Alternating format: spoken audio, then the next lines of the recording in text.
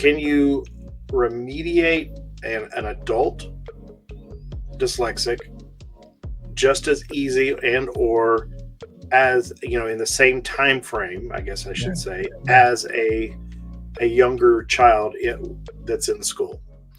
There's several defining variables that will affect how that question is answered. Age by itself is just one variable. Um, Neuroplasticity of the brain is lifelong. At any age, you can rewire the brain. Um, So let me stop you right there real quick. So a lot of people won't understand what neuroplasticity means. Good. So can you talk a little bit about what that means and why that statement is so important? Yeah, neuroplasticity is basically just the neuroscience term for can you learn something?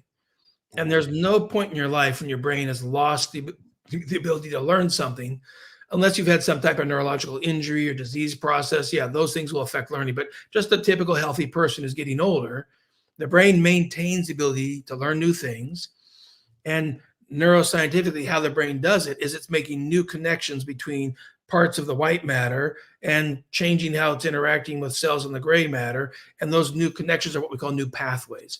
New pathways are the physical evidence of the brain building new skills, building new So abilities. so hold on a second. You're actually telling me that you can see through fMRI, through whatever, the new pathways of we're actually when people are saying you're rewiring the brain, Yeah, you're literally making new pathways and rewiring the brain. Is that exactly. what you're saying? Yeah, there's a special type of imaging. It's not fMRI. fMRI just measures where the blood's at in the brain, and that tells us if there's a lot of blood on the left side, that's like the brain there is asking for fuel, and the blood has to bring the fuel, which is oxygen. So you can find the blood with oxygen versus this side, there's blood but not much oxygen. So then this side's doing more work. So fMRI just looks about where's the activity at on the outside. DTI or diffusion tensor imaging, it's an amazing technology. And for those who are math geeks, they know that tensor math is a type of mathematics. It measures flows across planes, like a horizontal plane or a vertical plane. Well, with DTI, you can use the MRI machine and some different software to measure which way are water molecules moving on the fibers, which are the white matter phone lines per se.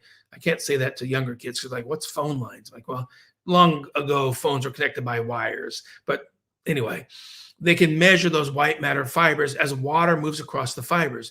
Well, in one little itty bitty millimeter cubed of brain tissue, that technology can measure water moving in 56 different directions. And that's how we get these really fascinating colorized pictures of they change the color based on the angle of the fibers. And some fibers are going from the frontal lobe, reasoning part of the brain, back to the vision part of the brain. Some fibers are going from the frontal lobes over to the left side of the auditory cortex, or they're going back here to part of the visual perceptual system, or they're going over here to the motor strip, or there's parts of the parietal lobe that's connected to the temporal lobe. So you have all these fiber pathways, and yes, diffusion tensor imaging can measure that. And there have already been studies done that look at before intervention and after intervention. Did the fiber pathways change? And there's one big fiber pathway that runs along the temporal lobe over here that's a real big language pathway called the arcuate fasciculus. And they've measured the arcuate fasciculus and shown it's changed in size after intervention. So we think now the brain has built more fiber connections between the motor control of the mouth, the acoustic part here, as the brain has shown improvement on standardized testing for like phonological awareness. So yes, they can measure it. We measure it really, scientifically, but understand too, those scientific methodologies are still very much research based, and different laboratories use different algorithms. Different laboratories use different, you know, statistical cutoffs about how you decide is it a fiber pathway or not. So there's still work to actually get this to become to a clinical services level, but it certainly is very, very powerful on a research level that the brain can make new connections. So your question was back to, is the adult brain harder, easier to make connections and remediate dyslexia than a child's brain? Um, think of it this way too. Besides age, another factor is severity. Who has the more severe deficits? You can actually have a 8-year-old who's more severely impaired in their reading skills than a 48-year-old, because the 8-year-old is extremely impaired and barely knows their letters and sounds, and they really can't sound out any words, and they're not learning sight words as well. Well, that's a much bigger number of skills you have to retrain than maybe you got a 48-year-old who reads at the 30th percentile, but their IQ is at the 70th percentile. So they've got some reading skills, but they say, yeah, but I'm a slow reader and I make mistakes from time to time. And yeah, I spell worse than I read. They may actually have a smaller gap to close because they don't have as much of a severe deficit. So severity plus age plus other co-occurring factors will affect how easy or how many hours it takes. And does it take more than just like an evidence-based program like that Now Foundations program that the Now company has branded and makes available? How many hours is it going to take? It depends on multiple factors. Is there other deficits like visual motor skill deficits where they can't copy from the board down to paper? Then we're going to need to do some OT in addition to the reading intervention of that Now Foundations program to get this person fully functional, either in the academic world, or it could be an adult who's 40 who has struggles copying from the LCD screen down to paper, and they actually still are not too old to do occupational therapy from a sensory integration approach to try to change and enhance and strengthen the visual perceptual skills, visual memory skills, motor skill control, and the two together, which are required for looking at the board, holding the memory, and reproducing down on paper. I always hated that in school. I would sit there and I would see the word, I know what the word is, and I'd start to write it down, and I'd have to look back up, make sure I'm spelling it right. It was always such a chore in school to take notes. Yeah. So, especially the spelling problem on top of that. And we both know that your wife says that she used to correct all of your spelling.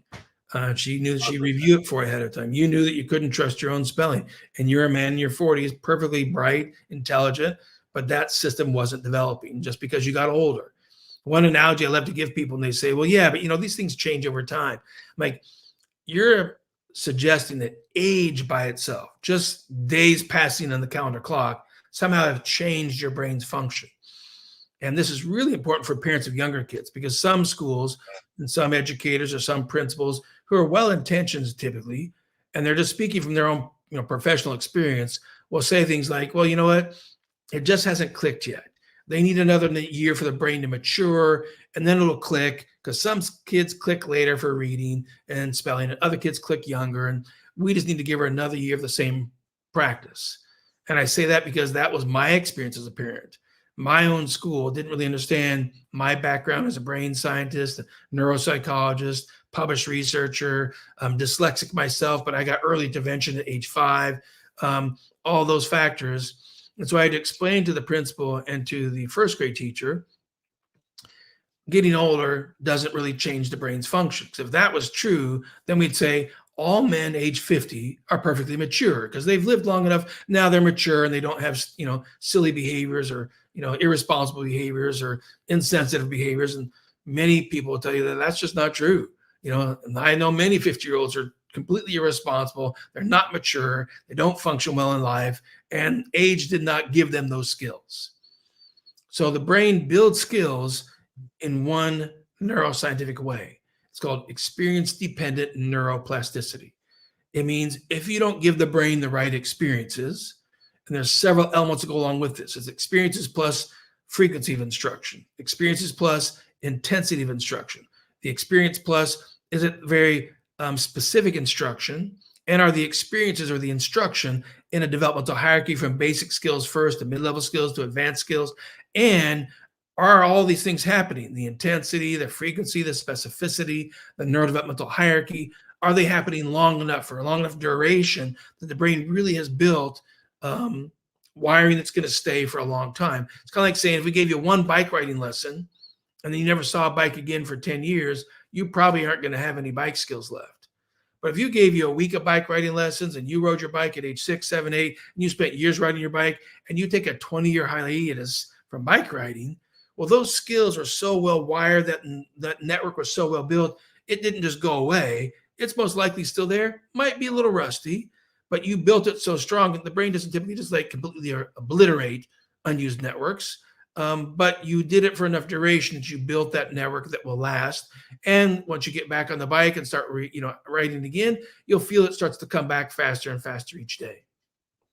So we have a true difference from what I like to call dyslexia and dyslexia. Yeah. So, we hear that thought process a lot Mhm. in public schools that, the kid just didn't, like you said, they just didn't click, or they just need more time, or they Right. need this. However, what we know is that if the brain wiring, as we said, we're rewiring the brain. If the Mhm. the wiring isn't, either you can say isn't there, or we can say isn't efficient. And this goes along with our strengths and weaknesses model, right? So we're not saying that you don't have the ability to read. We're saying that your wiring, the way that it is efficient, is inefficient, Mhm. and you're not able to read and comprehend. And it even goes back to the fluency, as we were talking about, being able to hold on to that information after we've read the passage and be able to answer the questions. Right. So that's the reason why when we start talking about rebuilding the language portion of the brain, we're talking about making sure that we're not providing splintered skills, Yeah. meaning we're not starting from the second floor when we're building this house. We got to go all the way back to ground floor, make sure that our foundational skills are completely intact Right. before we start moving forward. And that's the reason why we have dyslexia remediation programs in schools. Mhm. However, what we find a lot of times is they tend to start trying to build from the second floor up. Yeah. Well, we like to say is they're the print up programs that try to also go down to speech processing, which is the reverse of the developmental model of how the brain actually learns language skills. All language skills in most every language are spoken speech processing skills first. That's the foundation. You speak and listen. Well, I should say you listen to speech for about a year or so, and then you start speaking as you're listening, and that input speech system and output speech system typically builds for about 4 years, depends on which country you live in, but in the US, about 4 or 5 years before we teach you the letters of that language. So now Foundations, as a neurodevelopmental multisensory treatment program, it was built from the model of how does the brain typically build phonological awareness before it gets to print, so that it's actually easier and more efficient in actually building all these sounding out skills and sight word skills.